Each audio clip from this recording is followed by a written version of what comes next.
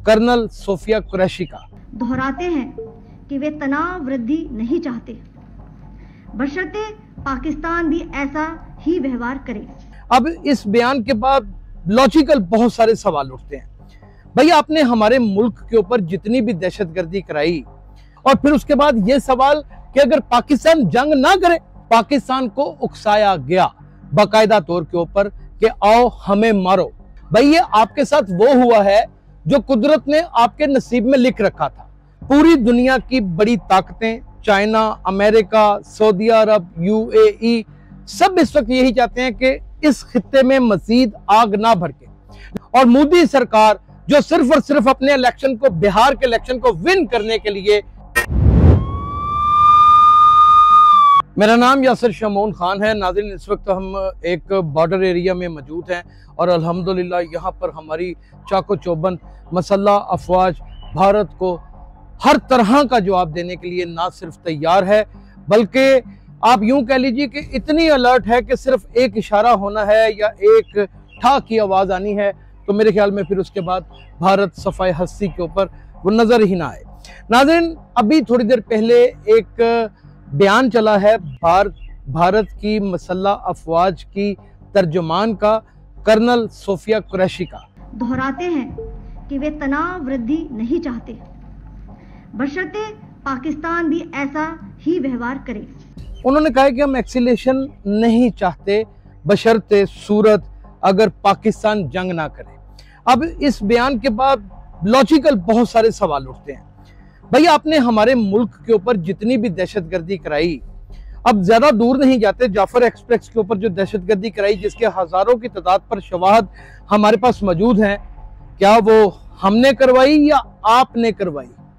आप अपने ही मुल्क में दहशतगर्दी करवाते हैं, पलवान में करवाते हैं, फिर पहलगाम में करवाते हैं और किसी ना किसी बहाने अपने सियासी मकासद हासिल करने के लिए गोदी मीडिया और मोदी मिलकर एक ऐसा प्रोपेगेंडा रचाते हैं कि जिसके ऊपर पूरी दुनिया में पाकिस्तान को किसी ना किसी तरीके से नीचे दिखाया जाए। यह सिलसिला दहाइयों पर मुहित है। कश्मीर में देख लिया जाए तो कश्मीर के मजालम, अल्लाह माफ करे, हिस्ट्री जानती है कि ये कितना जालम और कितना बुच्चड़ और किस कदर कसाई फितरत एक इंसान है जो सिर्फ और सिर्फ इंसानों को काटना जानता है। सिखों के ऊपर आपने जिस तरह मजाइल गिराए, क्या ये हमने गिराए या आपने गिराए? आपने जिस तरीके से अफगानिस्तान के ऊपर, हमारे ब्रादर मुल्क के ऊपर हमला किया, क्या ये हमने किया या आपने किया? आपके क्या मकासद थे, आपके क्या अज़ाइम थे, वो इस वक्त पूरी दुनिया के सामने एक आईने की तरह आ चुके हैं। कोई चीज भी छुपी नहीं है। और फिर उसके बाद ये सवाल कि अगर पाकिस्तान जंग ना करे, पाकिस्तान अपना दफा करता रहा, पाकिस्तान को उकसाया गया बाकायदा तौर के ऊपर कि आओ हमें मारो। आखिर रात 3 बजे से शुरू होने वाला घनौना, एक बुज़दिलाना अमर, फिर जो आपने 6 और 7 की रात को हमारे मासूम नन्हे सादा से बच्चों को मुजाहिदों का नाम देकर कत्ल किया, उनका वो शहीद हुए। हमने पहले भी कहा था कि हम मारे जाते हैं तो शहीद होते हैं, हम बच जाते हैं तो अल्हम्दुलिल्लाह गाजी कहलाते हैं। आप जिंदा रहते हैं तब भी आपका तमस्कर उड़ता है, आप मारे जाते हैं तो दोज़ख आपका मुकद्दर बन जाता है। क्या वो नन्हे मासूम बच्चों को हमने मारा? क्या वो दहशतगर्द थे? और अभी भी ये सवाल कि अगर पाकिस्तान जंग ना करे तो। नाज़रीन, इसका मतलब कि भारतीय मसल्ह अफवाज भारतीय हुकूमत के साथ मुकम्मल तौर पे बौखला गई है। उनका जहन चकरा चुका है कि ये हमारे साथ हुआ क्या है।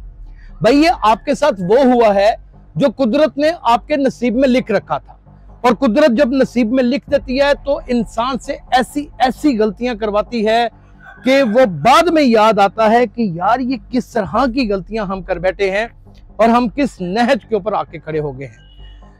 भारतीय मसल्ह अफवाज की तर्जुमान सोफिया कुरैशी का ये बयान इस वक्त पूरे अक़वाम आलम में गर्दिश कर रहा है। पूरी दुनिया की बड़ी ताकतें, चाइना, अमेरिका, सऊदी अरब, यूएई, सब इस वक्त यही चाहते हैं कि इस खित्ते में मजीद आग ना भड़के। लेकिन सवाल ये उठता है कि इस खित्ते को आग में झोंकने वाला कौन है? भारत है। अब भारत को बाकायदा तौर के ऊपर अपनी की जाने वाली गलतियों के ऊपर शर्मिंदगी का ना सिर्फ इजहार करना होगा, बल्कि पूरे अखबार में आलम और बिलखसूस पाकिस्तान और उन नन्हे मुजाहिदीन, उन नन्हे बच्चों के ऊपर जो जुल्म ढाया, उनको रात की तारीकी में कत्ल किया गया, क्या उनसे माफी भारत मांगेगा? क्या अपनी जंगी जनूनी गलतियों का इतराफ करेगा? ये बहुत अहम सवाल है। मौलाना मसूद अजहर के हवाले से कितनी बातें सामने आती हैं। हाँ, उनके इंडियन एस्टेब्लिशमेंट में भी तल्लुकात हैं, हाफिज सईद के भी इंडियन एस्टेब्लिशमेंट में तल्लुकात हैं। क्या हमने उनको आजादाना फिरने दिया? हमने तो वहीं पर उनको रोक दिया और मामलात को कंट्रोल करने के लिए हर वो हरबा इस्तेमाल किया जिससे अक़वाम आलम में अमन और सलामती कायम रहे। क्या आपने उनका पूरा खानदान निस्तो नाबूद कर दिया? क्या उनको अब रोकना मुमकिन है? क्या उनके पंजे आपके मुल्क में गड़े हुए नहीं? क्या हम सिर्फ और सिर्फ आपकी पैरादारी का ठेका लेकर बैठे हुए हैं? क्या हमारे पास और कोई काम नहीं? जब भी पाकिस्तान की मईशत बहाल होने लगती है, जब भी पाकिस्तान के हालात बेहतर होने लगते हैं, ना जाने क्यों इंडिया के अंदर एक खलबली सी मच जाती है और मोदी सरकार जो सिर्फ और सिर्फ अपने इलेक्शन को, बिहार के इलेक्शन को विन करने के लिए अपनी चालबाज मोरों के साथ पाकिस्तान के ऊपर एक सियासी और एक गैर अखलाकी हमला करने लगता है। आपने अपने गौरव आर्या को नच डाली, आपने अपने फाशिस्ट मीडिया को रोका, आपके पीछे एक गलतियों की बड़ी तादाद है। नाज़रीन, क्या यह मुमकिन है कि इन गलतियों को फरामोश किया जाए?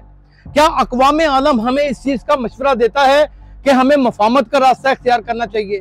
क्या हमें इस वक्त इंटरनेशनल बॉर्डर्स और इंटरनेशनल सिक्योरिटीज इस बात को तक़वियत देती हैं कि हम पहल करें? क्या यह लाजम ना होगा कि भारत आए और बाकायदा तौर के ऊपर घुटनों के बल बैठे और अपनी सालमियत के लिए दुहाइयां दे और अपनी गलतियों का एतराफ करे? हमने तो रात को कह दिया था कि मौत कैसे होती है ये लाजम नहीं, जीना कैसे है इसका फैसला करना है। और अल्हम्दुलिल्लाह पाकिस्तानी मसल्लह अफवाज ने, पाकिस्तान की कौम ने यह बात साबित कर दी है कि जिंदा रहने के लिए गीदड़ की 100 साल जिंदगी से शेर की एक दिन की जिंदगी काफी है। अपना बहुत ख्याल रखिएगा। अल्लाह हाफिज।